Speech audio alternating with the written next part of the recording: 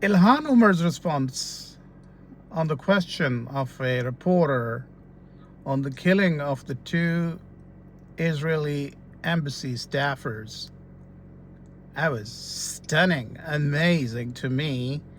But I found the same kind of similarity or uncanny resemblance with the response of Pakistani fundamentalists during the time when I was in Pakistan, and every time we had a suicidal bombing attack, and a reporter asked questions to those mullahs, those clerics, those religious leaders, and especially the leadership of Jamaat Islami, which is one of the religious political parties in Pakistan. The leadership showed the same kind of response which Ilhan Omar showed. There was no difference at all in the facial expression, the response, the emotional empathy.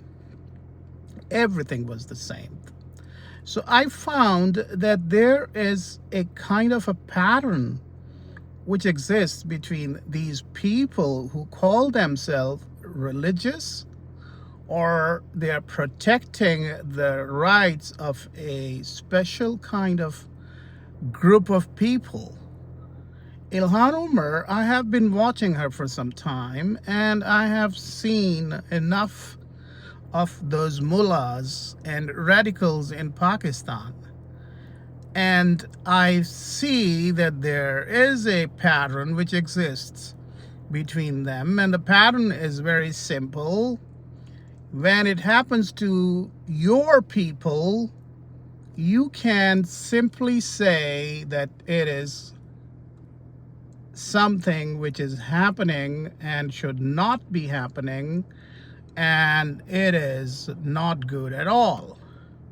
And the human rights are being violated, religious rights are being violated, and all the other rights are also being violated.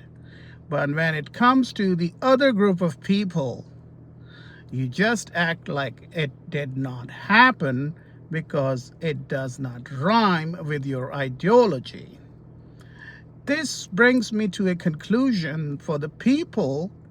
Some of my friends, they tell me that I don't have a softer corner in my heart for the people of Palestine. And I always tell them that my idea of Palestine and Israel war is different than theirs.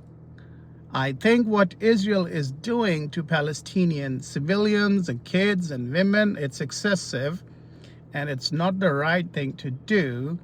But I also think that when you start a war, you expect these things to happen to you. And I also tell my friends, Muslim friends in Pakistan and here too, that the day Hamas attacked, you were dancing and celebrating. Like when 9/11 happened, everybody was celebrating in Pakistan. And the very next day or 2 or 3 days after, when Israel retaliated, now you are crying. When you start a war, you expect the retaliation and the reaction. Going back to Ilhan Omar's response, I think this is a typical reflection of the people about whom I always talk about. I always say that these are the people who are very dangerous to the Western society because they don't really care about the Western values. The Western values are, if you really follow the Western values, then you should be treating everybody equally. And if you are just having a confirmation bias only for a certain group of people, then that means you are not a person who actually is following the Western values. I think Ilhan Omar showed her real inside and her ideology and philosophy too, and her hatred toward the Jews and Israelites. I think this is a typical anti-Semitic response on the behalf of Ilhan Omar, and it should be discouraged.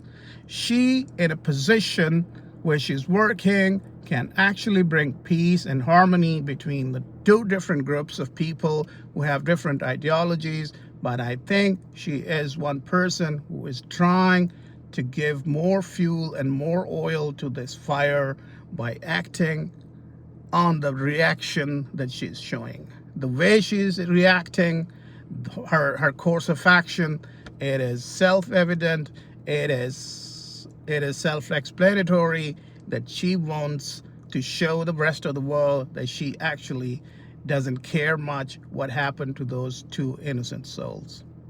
I think people like Ilhan Omar should be on a tighter leash and they should be asked more questions. And American media is definitely doing its job and they're condemning it, but not enough. That's all I have to say for today. Thank you.